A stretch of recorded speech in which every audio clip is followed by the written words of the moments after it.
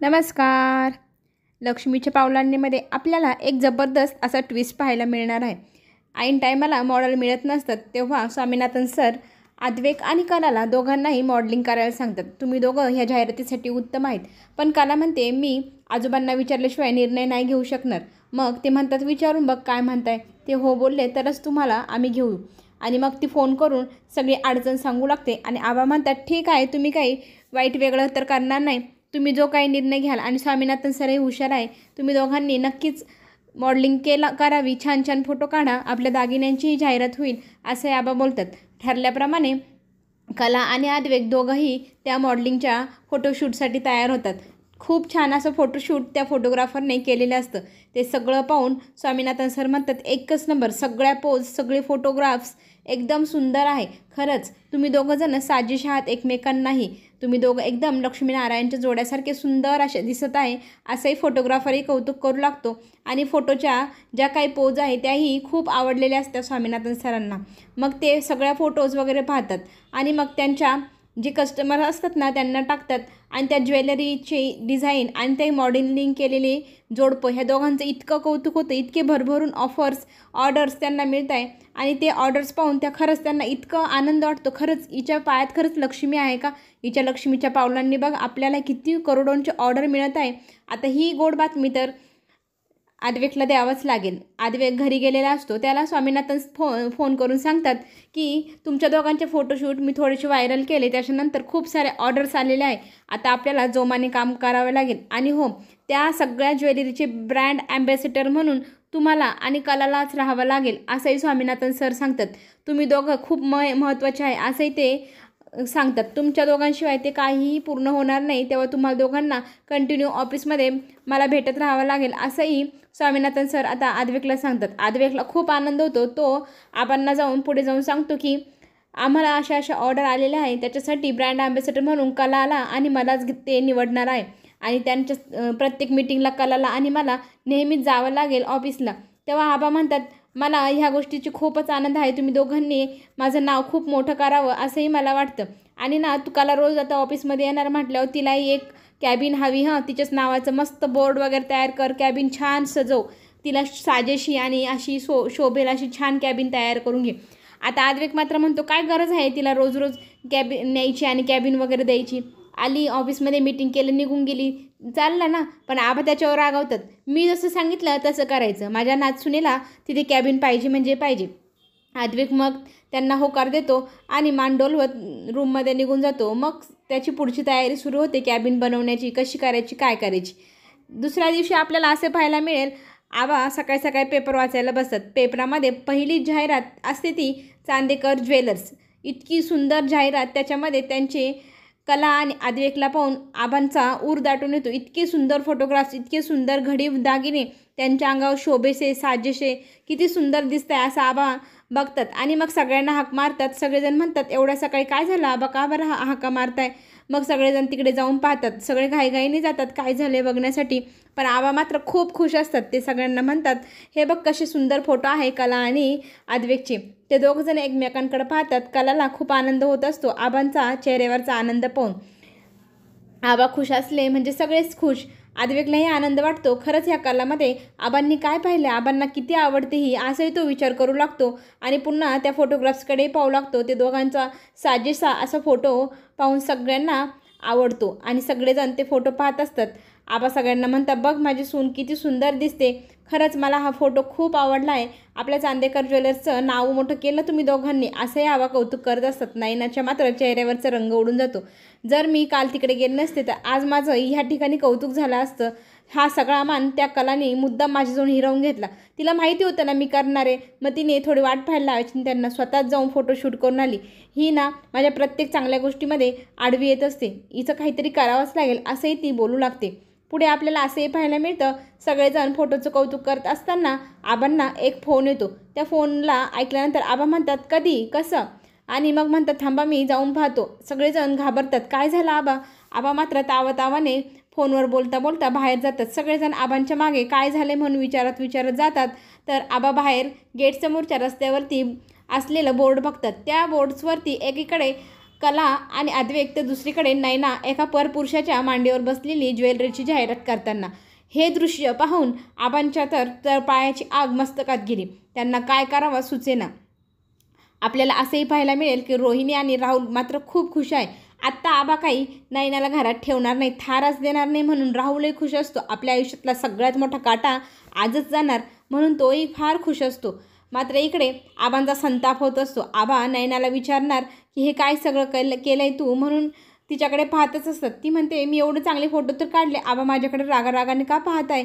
नशीब त्यांचं काही बोलण्याच्या आतच तिथे पत्रकार भराभरा जमा होतात. काही सुचण्याच्या बोलण्याच्या पहिलेच पत्रकार मात्र त्यांच्या प्रश्नांचा भडीमार करून ठेवतात.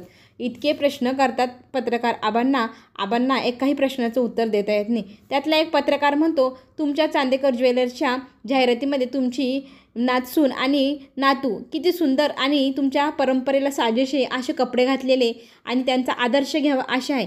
पण तुमच्या दुसऱ्या नातसूनेने मात्र तुमची इज्जत अशी चव्हाट्यावरती अशी मांडून ठेवली, वेशीवरती टांगली आहे. तुम्हाला कसं वाटतंय, लोकांनी आदर्श तुमच्या घराकडे पाहून काय घ्यावा, ह्या नातसुनेचा घ्यावा की त्या नातसुनेचा. आता मात्र आबांना काहीच बोलता येईना. कलाचा मात्र संताप होतो. कला पत्रकारांना म्हणते, मी सांगते तुम्हाला तुम्ही कोणता आदर्श घ्यायचा. आमच्या घरात सगळ्या सुनांना एक समान वागणूक आणि मोकळीक दिलेली आहे, पण सुनांनी कशी मोकळीकीचा फायदा घ्यायचा आणि कसा नाही हा त्यांचा निर्णय. आता मी आबांना विचारून त्यांच्या मनाने जे फोटो काढले त्याचा आदर्श तुम्ही घेऊ शकतात, पण माझ्या मोठ्या बहिणीने आणि माझ्या लहान्या जावेने असं म्हणा हवं तर तुम्ही, तिने मात्र जो काही निर्णय घेतला तो अतिशय चुकीचा घेतलेला आहे. तिने सगळ्यांसमोर माफी मागावी आणि आबांचीही आणि तिने केलेल्या गुन्हाची कबुलीही तिने द्यावी. तिने घरात कुणालाही न सांगता गुपचूप फोटोशूट केले, त्याचेच परिणाम हे असे दिसत आहेत. हे सगळं पत्रकारांसमोर कला बोलत असते. आबांना जरा बरं वाटतं की माझ्या बाजूनी कोणीतरी बोलत आहे, पण मात्र आता कला इतकी चिडलेली असते. कला नैनाला सगळ्यांसमोर माफी मागायला लावते आणि आबांची पाय धरून माफी माग असंही सांगते, कारण तिने जी चूक केली आहे त्याला माफी नाही. तिने कुणालाही न सांगता अशा गुपचूप पद्धतीने हे असले बोल्ड कपडे घालून शूट केलं, हेही कुणाला साजेसं नाही. मलाही माहिती आहे आणि तिलाही माहिती आहे. तिने आता सगळ्यांसमोर गुपचूप आबांची माफी मागावी आणि पत्रकारांसमोरही तिने दिलगिरी व्यक्त करावी असंही ती तिला सांगू लागते. मात्र तिच्या मनाला ते पटत नसतं. फोटोज तर काढले, तिने काढले ते, मी काढले ते, मी काय वाईट वेगळं केलं आहे असं तिला वाटू लागतं. पण कला मात्र फार चिडलेली असते. ती मोठे मोठे डोळे करून नैनाला सांगत असते की पत्रकारांसमोर माफी मागायची, दिलगिरी व्यक्त करायची, नाहीतर तुझी खेर नाही, कारण तू जे केलं आहे ते चांदेकरांना शोभेसं आणि साजेसं अजिबात नाही. आपण कोणत्या घराण्यात राहतो, आपण कुणाच्या सुना आहे एवढंही तुम्हाला ज्ञान नसावं का. तू सगळ्यांसमोर माफी माग असं तिला खडसवून सांगत असते. आबा वाट पाहत असतात ती सगळ्यांसमोर बोलावी म्हणून. आता नैनाकडे रस्ताच उरला नाही. तिला सगळ्यांसमोर सगळ्यांच्या समक्ष आबांची माफी मागावी लागत आहे. आबा मी जे केलं ते गुपचूप केलं आणि मी करायला पाहिजे नव्हतं असं म्हणत ती आबांची माफी मागू लागते. आणि मी असं पुन्हा कधी वागणार आहे नाही. माझ्याकडून जो गुन्हा झाला तो फक्त आणि फक्त माझ्यामुळेच झाला असं पत्रकारांनाही ती सांगू लागते. मी कुणाला न सांगता घेतलेला निर्णय आहे हा, आणि हा निर्णय मला आत्ता कळत आहे की चुकला आहे. मी त्याच्यासाठी पत्रकारांनाही सांगते मला माफ करा की मी समाजासमोर चुकीचा आदर्श ठेवला आणि त्या गुन्ह्याचा ह्या घरच्यांशी कुणाशी काही संबंध नाही. माझे घरचे खूप चांगले आहे, मी त्यांच्या मोकळीकतेचा फायदा घेतला असं ती पत्रकारांसमोर बोलते आणि मग पत्रकार तिथून निघून जातात. मात्र अद्वैतला खूप चांगलं वाटत असतं की ह्या मुलीमुळे आज आपल्या घराण्याची एवढी मोठी जाणारी इज्जत वाचली आहे. तो तिच्याशी बोलण्याचा प्रयत्न करत असतो आणि कलाला विचारू लागतो, तू जे केलं आज ते खरंच खूप चांगलं आहे आणि तू पण हे सगळं का केलंस. तू ह्या घरातली सून नाही, मी तुला तर बायकोही मानत नाही. तेव्हा ती म्हणते, तू जरी मला बायको मानत नसला तरी मी ह्या घराला माझं घर असं म्हणते. ह्या घरातल्या प्रत्येक व्यक्तीला मी माझंच समजते. आबा सगळ्यात जास्त माझ्या जवळचे आहे आणि आबांच्या बाबतीत जर काही संकट आलं तर ते मी स्वतः माझ्यावरती झेलून घेईल. आबांपर्यंत त्या संकटाची झळही लागू देणार नाही. आबा ह्या घरातले सगळ्यात मुख्य माणूस आहे आणि त्यांच्या प्रत्येक शब्दाला मी मान देते आणि त्यांच्या प्रत्येक शब्दासाठी मी माझा जीवही कापून टाकेल. त्या पत्रकारांचं तर फक्त 1-2 शब्दांनीच मला इतका राग आला होता, असं वाटत होतं काय करावा. आणि ती माझी बहीण, ती नैना माझी बहीणही असून मला असं वाटत होतं तिचे असे गाल असे रंगवून ठेवावं. तिने जे काही केलं आहे आज त्या चुकीला मी आयुष्यभर तिला माफ करणार नाही आणि माझी कोणी समजूतही घालू नका, कारण मला इतकी चीड आलेली आहे तिची. हे सगळं तिचा ताव पाहून अद्वैत मात्र तिला म्हणत असतो, कुठल्या हक्काने तू हे सगळं करतेस? तेव्हा ती म्हणते, मला माहीत नाही, पण माझा प्रत्येक व्यक्तीवरती ह्या घरात जीव आहे. त्यांच्यावर मी मनापासून सगळ्यांवर प्रेम करते. अगदी तुलाही कोणी काही म्हटलं तर मला ते सहन होत नाही. तुझ्यावरती काल संकट आलं म्हणून मी फोटोशूट करायला गेली, पण तुला माझं प्रेम कधी कळणारच नाही, असं म्हणत कला झोपायला निघून जाते. अद्वैत मात्र विचारतच असतो की ही नक्की काय बोलली.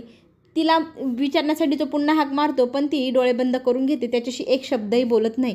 मात्र तो आता इकडे विचारात पडला आहे. खरंच किती विचार करते प्रत्येकाचा आणि ह्या घरासाठी किती राबते. खरंच ती सगळ्यांवर प्रेम करते ना? माझ्यावरतीही करत असेल का? मलाही थोडी थोडी ती आवडायला लागली आहे, पण मला ती कशी काय आवडू शकते? तिची माझी पूर्णपणे चॉईस वेगळीच.